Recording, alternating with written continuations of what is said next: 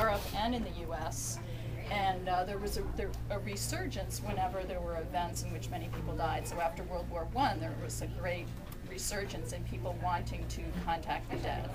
So everything that happens in this play is totally from my imagination, but I did read some books about mediums and spiritualists, and some of those references are on the back. So what we'll be doing in today's play is we'll be reading from scripts as if we were on the radio and you were the audience in the studio. And we have a live sound effects team here that will be supplying an array of sound effects to thrill and chill you. And we will get started with the reading now. I hope you enjoy it. So in today's mystery, two sisters in 1919 Boston do some serious sleuthing to determine if popular medium Madame Veretsky is genuinely helping sorrowing women contact with their loved ones, or is preying on them to get large fees in this sinister seance swindle scenario.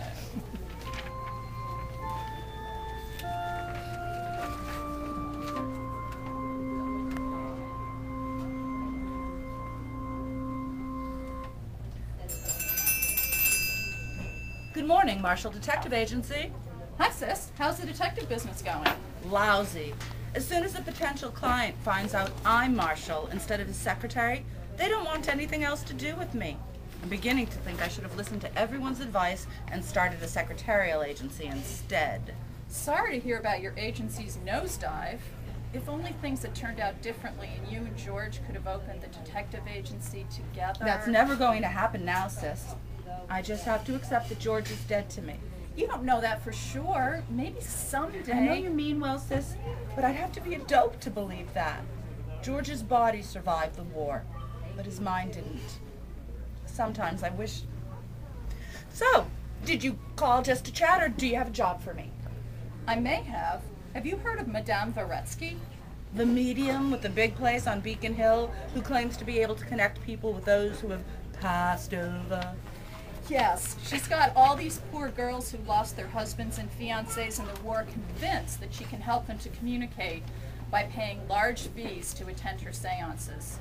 Not to mention those trying to connect with sons and brothers.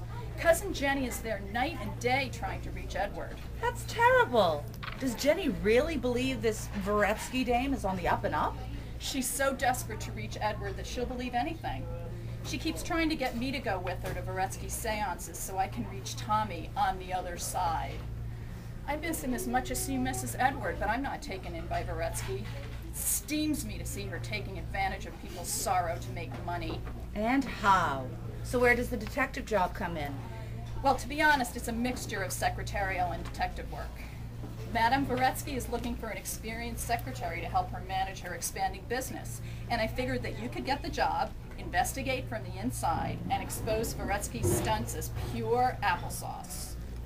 Well, sis, you know secretarial work gives me the heebie-jeebies. But I hate the thought of Jenny and all those other poor saps being taken in. So I'll apply for the job. Though we can't be sure that I'll get it. Oh, yes, we can.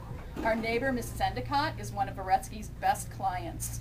Of course, she only takes blue bloods who still have their money and who can recommend her services to other influential people. If I tell Mrs. Endicott that you're moving back to Boston and looking for a secretarial job, she'll get Veretsky to hire you toot sweet. Okay, I'll take the train up tomorrow morning. It's not like I've got a lot of cases lined up here in New York. See you then.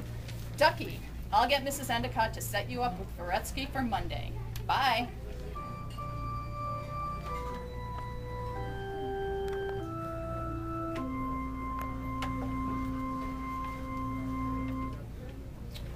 So you see, Miss Marshall, that the work that we do here is so important to these poor dear women who have lost their loved ones. If I can help, in my own small way, to connect them across the veil, it brings them comfort.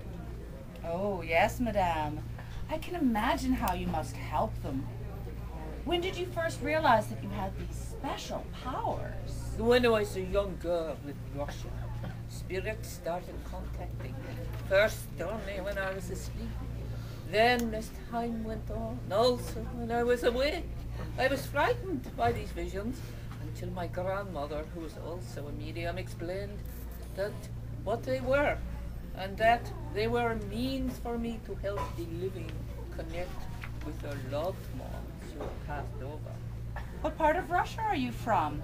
We had a Russian housemaid when I was a child, and she used to tell me stories of her home in St. Petersburg. She also taught me some Russian phrases. I think I can remember one. Hey, how Chris есть? Oh, that was all so long ago. Now I only speak English, the language of my new home country. Now, about your secretarial duties. In addition to answering the telephone and scheduling appointments with my clients, I require you to answer the door when clients arrive for spirit communication. And to treat them as appropriate for their standing in society. My clients are a aristocracy of Boston, and you'll be treated as such. Oh, it reminds me of the days back in Russia. Also, I will need to reply. I need you to reply to my correspondence, including the many requests to speak in public, all across the country and around the world. Yes, madame.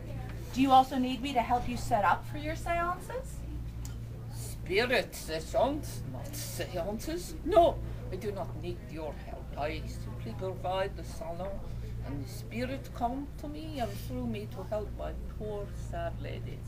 Yes, madame.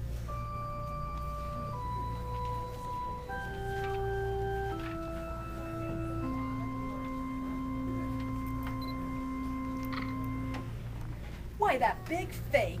You mean, in addition to pretending to contact all those spirits, she isn't even on the level about being Russian? She's about as Russian as Mrs. Endicott is.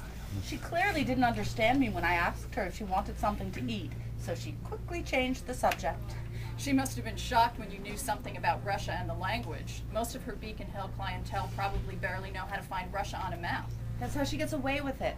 It adds to her image as a woman of mystery and special powers. Anyway, enough about that. Let's talk about how I'm going to investigate and expose her fakery. A lot of my job is handling the clients when they call for appointments and come to the seances. She has this upstairs room called the salon, where she holds them. I'll try to see if I can take a look at the room beforehand and spy on her during the next one, which is tomorrow night. I know poor Jenny is planning to